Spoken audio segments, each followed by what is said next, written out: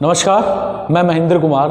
आज हम बात करेंगे 7वीं क्लास की सामाजिक विज्ञान की, और ये जो चैप्टर है आपका समानता के ऊपर है, और ये पहला वीडियो है इस चैप्टर के ऊपर जिसके ऊपर हम बात करेंगे। तो चलिए इस वीडियो को स्टार्ट करते हैं।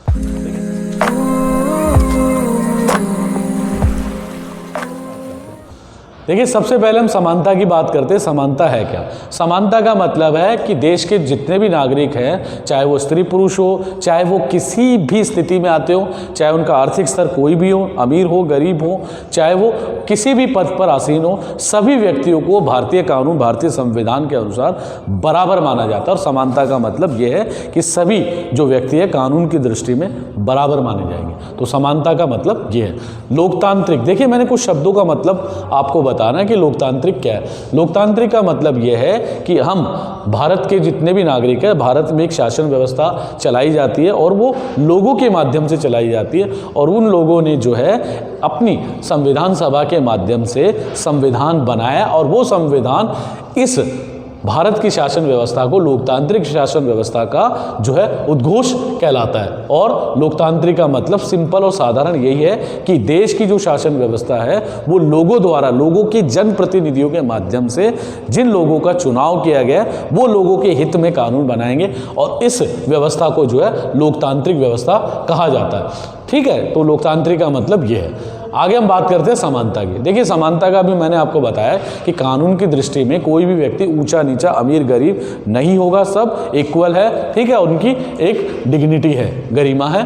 इसके अलावा वयस्क, वयस्क का मतलब यह है कि भारत में कोई भी व्यक्ति, चाहे वो स्त्री या पुरुष हो, ठीक है, उसको जिसकी उम्र 18 साल पार कर लिया वो वयस्क कहलाएगा, और उसको भारत के चुनाव में भाग लेने का अधिकार और अवसर होगा। वो वोट डाल सकता है, चुनाव कर सकता है। ठीक है, उसको वयस्क माना जाता है। राजनीतिक रूप से सभी समान है, लेकिन सामाजिक रूप से असमानता कई क्षेत्रों में मौजूद है। ठीक है, तो हम इसके ऊपर बात करेंगे कि असमानता के वो कौन से क्षेत्र है जहां असमानता हमें दिखती है। ठीक है, तो सबसे पहले हम सामाजिक असमानता की बात करते हैं, जिसमें ये सारे स्तर हमें देखने को मिलते हैं। सबसे पहले जाति के स्तर पर हम बात करते हैं कि जाति के स्तर पर हमें सामाजिक असमानता कई क्षेत्रों में दिखती है। अगर मैं बात करूं अनुसूचित जाति की, जो एससी वर्ग के कहलाते हैं, अगर मैं गांव की बात करूं कि गांव में अभी भी ऐसे स्तर हमें देखने को मिल जाते हैं, अखबारों के माध्यम से भी कई बार ऐसी वीडियो भी आ जाती है जो सोशल मीडिया के ऊपर, कि जो दलित समाज है अगर वो अपने गांव में घोड़ी पे चढ़कर दूल्हे के बैठाकर जो है बारात निकाल रहा है, और रास्ते में ऊंची जाति के घरों के घर पड़ जाते हैं, लोगों के घर पड़ जाते हैं, तो वो लोग, ऊंची जाति के लोग दलित जाति के लोगों को घोड़ी से बारात नहीं निकालने देते। तो ये सामाजिक जो है असमानता का उदाहरण देखने को मिलता है ग्रामीण क्षेत्रों में। इसके अलावा जो है उनके साथ बुरा व्यवहार किया जाता है। ठीक है, और इस तरीके के जो उदाहरण हमें देखने को मिल जाते हैं जो जातिगत असमानता को दिखाते हैं। इसके अलावा स्त्री पुरुष की भी लिंग आधारित असमानता भी हमें देखने को मिलती है। हम पहले तो सुनते थे कि घरों में जो है लड़कियों को घरों से बाहर नहीं निकलने दिया जाता था, घर की वस्तु समझा जाता था, पर अब परिस्थितियां बदलने लगी है। अब इस तरीके का भेदभाव कम है। इसके अलावा हम बात करते हैं धर्म की।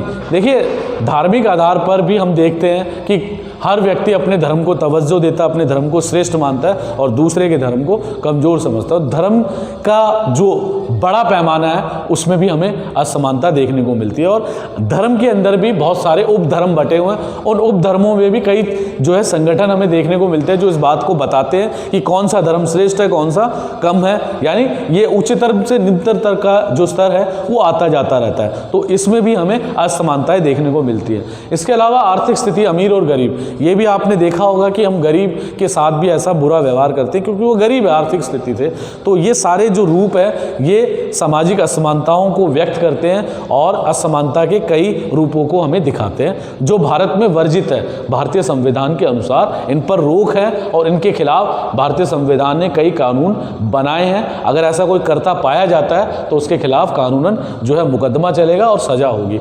ठीक है, और अब हम बात करते हैं इसके अंतिम पॉइंट गरिमा की। ये मैंने मैंने अंत में लिखा गरिमा पॉइंट। देखिए गरिमा का मतलब है डिग्निटी। डिग्निटी का मतलब यह है कि मेरी जो है सेल्फ रिस्पेक्ट हो, खुद की भी, खुद की नज़र में भी और दूसरों की नज़र में भी। तो ये गरिमा अगर एक व्यक्ति, एक नागरिक को मिलती है तो वो श्रेष्ठ संविधान में रहता है, यानी एक अच्छे कानून, अच्छे लोकतांत्रिक व्यवस्था में रहता है कि उसकी बात को सुना जाता है, उसकी बात को जो है वेटेज दी जाती है और उसकी गरिमा का ध्यान रखा जाता है। तो इस वीडियो में अभी के लिए इतना ही। अगले वीडियो में इसका जो अगली जो विषय है उसके ऊपर हम बात करें। तो चलिए इस वीडियो में इतना ही। Thank you.